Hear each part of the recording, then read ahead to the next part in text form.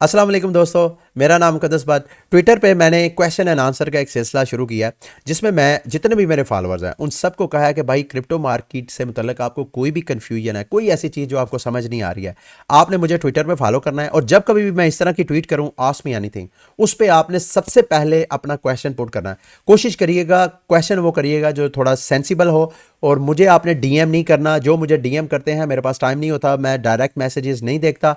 आपने मुझे यहाँ ट्विटर के नीचे जो क्वेश्चन करेगा वो उसका क्वेश्चन मोस्ट प्रोबेबली मैं पिक कर लूँगा। तो मेरे से अभी क्वेश्चन किया गया कि सर बताएं डीफाई और डीफाई 2.0 में क्या फ़र्क है। तो ये बड़ा इंपॉर्टेंट क्वेश्चन था, मैंने कहा इसके लिए अलग एक वीडियो बना लेता हूँ शॉर्ट सी, ताकि आपको इस चीज़ का पता होगा तो यकीन माने आप अच्छा खासा क्रिप्टो मार्केट से बेनिफिट उठा सकते हैं। लेकिन इसको समझने के लिए सबसे पहले आपको ट्रेडिफाई का, डीफाई का और डीफाई 2.0 के फ़र्क का पता होना चाहिए। TradFi stands for traditional finance, DeFi stands for decentralize finance and DeFi 2.0 stands for decentralize finance. मगर डीफाई का एडवांस वर्जन यानी डीफाई के अंदर जो लिमिटेशंस थी, जो प्रॉब्लम्स थी, उनको जब एड्रेस किया गया तो उसका 2.0 नेक्स्ट वर्जन आ गया। तो सबसे पहले ट्रेडिफाई क्या होता है? ट्रेडिफाई एक्चुअली हमारा जो रवायती फाइनेंशियल स्ट्रक्चर है जिसमें पैसे को थर्ड बॉडी कंट्रोल करती है, बैंक्स यानी या गवर्नमेंट्स वगैरह, तो इनको हम रवायती फाइनेंशियल स्ट्रक्चर बोलते हैं, जो कि हमारे पैसे की सर्कुलेशन, उसकी सिक्योरिटी, उसकी वैल्यूएशन सबको डिसाइड करते हैं। तो इंसान जो है शुरू से यही काम करता आ रहा था, थर्ड बॉडी के जरिए अपने पैसे के ये सारे मामलात को कंट्रोल करवा रहा था।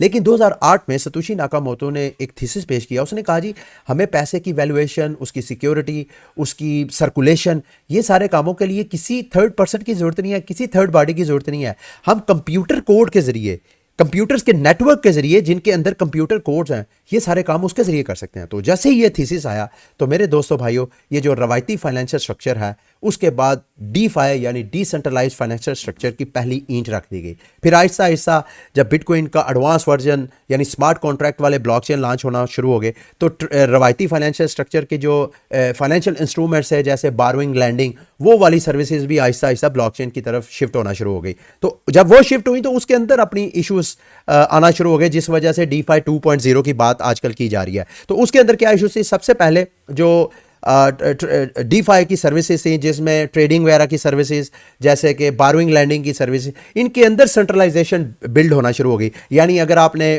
ट्रेडिंग वगैरह करनी है तो उसके लिए आपको बाइनांस पे अकाउंट ओपन करना पड़ेगा या किसी और सेंट्रलाइज एक्सचेंज पे अकाउंट ओपन करना पड़ेगा। हालांकि फंड सारे आपके अपने हैं लेकिन आपके अपने वॉलेट में नहीं है, वो एक्सचेंज के वॉलेट में है। और इसके अलावा वो जब दिल करे आपकी केवाईसी या एएमएल, एंटी मनी लॉन्ड्रिंग के नाम के आपका अकाउंट सस्पेंड कर सकते हैं, आपके फंड्स को फ्रीज कर सकते हैं। तो मजीद इसको डिसेंट्रलाइज करने के लिए डीफाई 2.0 की ऑप्शन दी गई। अच्छा, एक तो यह है डीफाई की जो लिमिटेशन थी, उसकी जो प्रॉब्लम थी, उसको सॉल्व करने के लिए डीफाई 2.0 की तरफ आजकल जो है रुझान बढ़ा हुआ है। तो उसकी लिमिटेशंस क्या थी? एक तो इंप्रूव कैपिटल एफिशिएंट। जो डीफाई के अंदर इन्वेस्टमेंट थी, सबसे पहले डीफाई के अंदर इन्वेस्टमेंट की क्यों जरूरत थी इसको समझे। जो सरमायादार लोग हैं उनकी ख्वाहिश ये होती है कि उनके पास जो पैसा है वो पैसा कहीं इन्वेस्ट करें ताकि पैसे से मजीद पैसा अर्न कर लिया जाए। तो उसके लिए डीफाई के अंदर एक डिसेंट्रलाइज एक्सचेंजेस यानी डेक्सेस का आगाज किया गया। अब डेक्स के अंदर और सेक्स के अंदर यानी सीईएस सेंट्रलाइज एक्सचेंज के अंदर फ़र्क यह है कि सेंट्रलाइज एक्सचेंज के पास लिक्विडिटी होती है। जो यूज़र्स होते हैं अपना अकाउंट बनाते हैं, अकाउंट बनाने के बाद डिपॉजिट्स करते हैं फंड, या वो बाय करते हैं बैंक्स वगैरह के जरिए, P2P के जरिए। जब उनके पास फंड्स आ जाते हैं तो वो एक फंड दे के दूसरे फंड को जो है वो खरीदते हैं। तो सारी लिक्विडिटी एक्चुअली यूजर्स का जितना बैलेंस है वो सारा सेंट्रलाइज एक्सचेंज के पास होता है, उनकी ऑर्डर बुक्स के पास होता है। तो उनको वहां पे लिक्विडिटी की कोई टेंशन नहीं थी।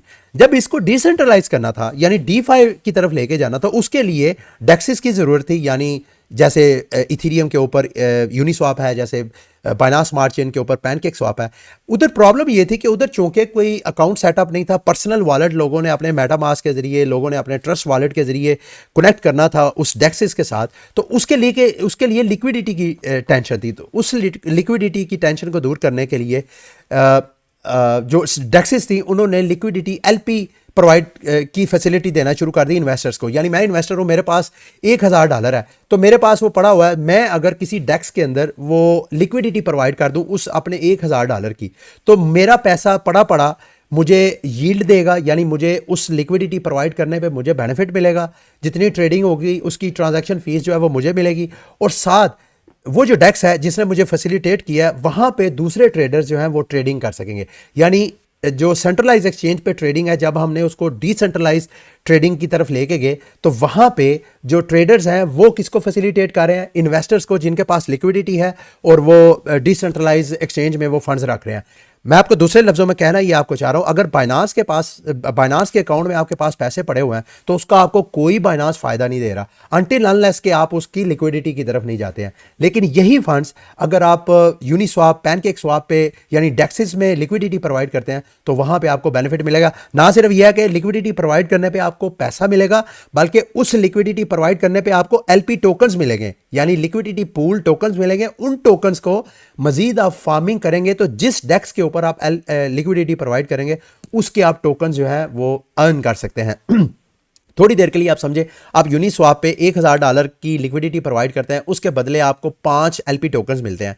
उन एलपी टोकन्स की आप जाके पूल में फार्मिंग करेंगे तो उस एक तो जब वो ट्रांजैक्शन होगी यूनिस्वाप के ऊपर, उसकी ट्रांजैक्शन फीस का कुछ हिस्सा मुझे मिलता रहेगा, उसकी अलग अर्निंग। और इसके अलावा जो एलपी टोकन है उनको जब मैं स्टेकिंग पे लगाऊंगा तो उधर से मुझे यूनिस्वाप के टोकन अलग से मिलेंगे। अब DeFi 2.0 में इसमें क्या इंप्रूवमेंट आपको नजर आएगी? जैसे कि मैंने अभी आपको यूनिस्वाप की मिसाल दी कि $1000 मैंने उधर इन्वेस्ट किया, उसमें मुझे एलपी टोकन मिले, जिससे मैंने यूनिस्वाप के टोकन की फार्मिंग स्टार्ट कर दी।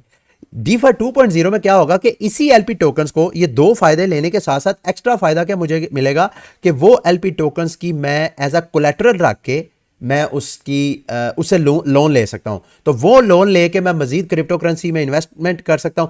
मैं थोड़ी देर के लिए फॉर एग्जांपल मैंने $1000 की स्टेकिंग की, उधर मुझे एलपी टोकन मिले, उसकी मैंने फार्मिंग पे लगा दी और साथ उन्हीं एलपी टोकन को अगर $1000 इन्वेस्ट किया था तो $500 कोलेटरल रख के, यानी $500 की वर्थ के मैं आगे से लोन ले सकता हूं, यानी $500 मुझे यूएसडीटी मिलेगा। उस यूएसडीटी का लोन लेके मैं कोई ऐसा टोकन जो कि अच्छा टोकन है, मैं समझता हूं कि आने वाले वक्तों में महीने के अंदर, 2 महीने के अंदर उसकी वैल्यू ऊपर जा सकती है, वो लोन लेके यूएसडीटी मैं उस टोकन में फेंक दूंगा। जैसे ही महीने में उसकी प्राइस ऊपर जाएगी वहां से मैंने प्रॉफिट कैश आउट किया, जो मैंने लोन पे करना था छोटा सा वो लोन पे किया, बाकी प्रॉफिट मैं सारा कैश आउट किया। तो इसको DeFi 2.0 में इंप्रूव किया जा रहा है। इसी तरह इंश्योरेंस DeFi के जो प्रोजेक्ट्स हैं जैसे स्मार्ट कॉन्ट्रैक्ट बेस्ड, जो कि आपने सारे इन्वेस्टर ने पैसे जैसे $1000 मैंने यूनिस्वाप को दिए, वो तो मेरे अकाउंट से निकल के वो तो स्मार्ट कॉन्ट्रैक्ट में लॉक हो गए। तो उसमें समटाइम ऐसे होता है कि जो DeFi प्रोजेक्ट्स हैं वो हैक हो जाते हैं, या कुछ ऐसे DeFi प्रोजेक्ट्स होते हैं बारोइंग लैंडिंग जो कि पैसा लेके कंपनी भाग जाती है। तो अब सोचा जा रहा है कि DeFi 2.0 के अंदर ऐसे कुछ टोकन्स आएंगे मार्केट में जो कि अगर आप इस तरह की DeFi प्रोजेक्ट्स के अंदर अपने फंड्स को सेव रखते हैं, स्मार्ट कॉन्ट्रैक्ट में लॉक करते हैं, तो अगर कोई हादसा हो जाता है तो उस पर आपके फंड जो है वो इंश्योरेंस होंगे, तो यानी आपके फंड जो है वो रिफंडेबल होंगे। आपके अगर हैकिंग हो जाती है तो आपको उसका कुछ ना कुछ आपको लाजमी मिलेगा। लेकिन जाहिर बात है अगर ये इंश्योरेंस इंट्रोड्यूस करवाई जाएगी तो आपने अगर लॉक करवाना है, इंश्योरेंस करवानी है, तो उस पर आपको थोड़ी फीस भी देनी पड़ेगी। ये भी प्रोजेक्ट DeFi 2.0 में आएंगे। अच्छा, उसके बाद इम्परमानेंट लॉस DeFi के अंदर इम्परमानेंट लॉस का बहुत मैटर करता है। ये होता क्या है इसको आपने समझना है। आपने यूट्यूब पे जाए, यहां पे आपने इल्मे आलिम इम्परमानेंट लॉस लिखना है और ये मैंने what is an impermanent loss, इसके ऊपर मैंने डिटेल वीडियो बनाई है। मेरे दोस्तों भाइयों, अगर आप इसको समझेंगे तो फिर आपको लिक्विडिटी जैसी बड़ी पुरकशिश आपको ये डील नजर आ रही है। सबसे पहले आपने इम्परमानेंट लॉस को समझना है और उसके बाद आपको समझ आएगी कि आपको DeFi के अंदर इन्वेस्टमेंट करनी चाहिए। लेकिन DeFi 2.0 के अंदर जो इम्परमानेंट लॉस के चांसेस हैं उसको भी कवर किया जाएगा। यानी मैं मुख्तसर आपको बता देता हूं, आप अगर जैसे मैंने पहले मिसाल यूनिस्वाप की दी कि $1000 की मैंने लिक्विडिटी प्रोवाइड की, तो $1000 का मैंने USDT यानी $500 का USDT और $500 का मैंने BNB, इन दोनों का पेयर बना के मैंने लिक्विडिटी अगर प्रोवाइड कर दी है, तो अगर इन दोनों की वैल्यू ऊपर नीचे हो जाती है तो मुझे वहां पे इम्परमानेंट लॉस हो सकता है। लेकिन जैसे मैंने आपको कहा, दोबारा आप यूट्यूब पे जाके सबसे पहले उसको समझे, फिर आपको पता चलेगा कि आपको लिक्विडिटी प्रोवाइड करना चाहिए या नहीं। अगर आप करते हैं तो आपको कितना बेनिफिट हो सकता है। अच्छा, वो भी DeFi 2.0 में इसको भी कवर किया जा रहा है। अच्छा, सेल्फ रीपेइंग लोन्स, ये बड़ा इंटरेस्टिंग प्रोजेक्ट है जो कि DeFi 2.0 में लाया जा रहा है। नॉर्मली होता क्या है कि आप DeFi जो क्रिप्टो प्रोजेक्ट्स होते हैं जिसमें आप बारोइंग लैंडिंग करते हैं, आप बेशक बाइनांस वगैरह पे करें या कंपाउंड आवे वगैरह के जो बारोइंग लैंडिंग प्लेटफॉर्म है, आपने वहाँ पे मैं थोड़ी देर के मिसाल करता हूँ।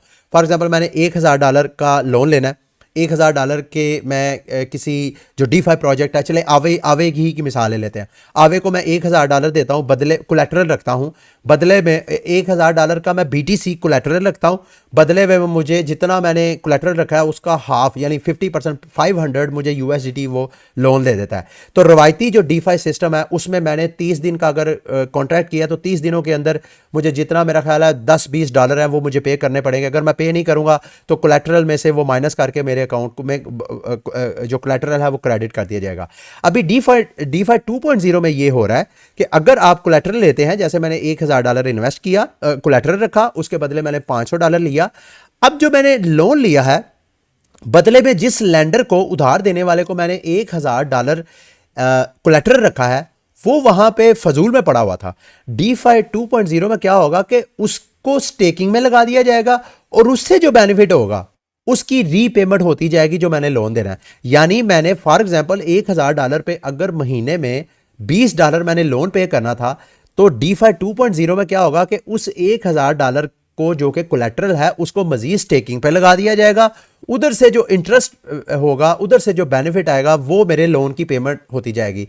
तो दूसरे लफ्ज़ों में जो महीने बाद मैंने लैंडर को पेमेंट करनी है वो पेमेंट उसी मेरे कोलेटरल से अर्निंग के ज़रिए कवर हो सकती है। तो ये 4-5 चीज़ें थी जो कि DeFi 2.0 और TradFi को आपस में डिफरेंशिएट करती हैं। तो मैं समझता था इनका आपको पता होना बहुत ज़रूरी है।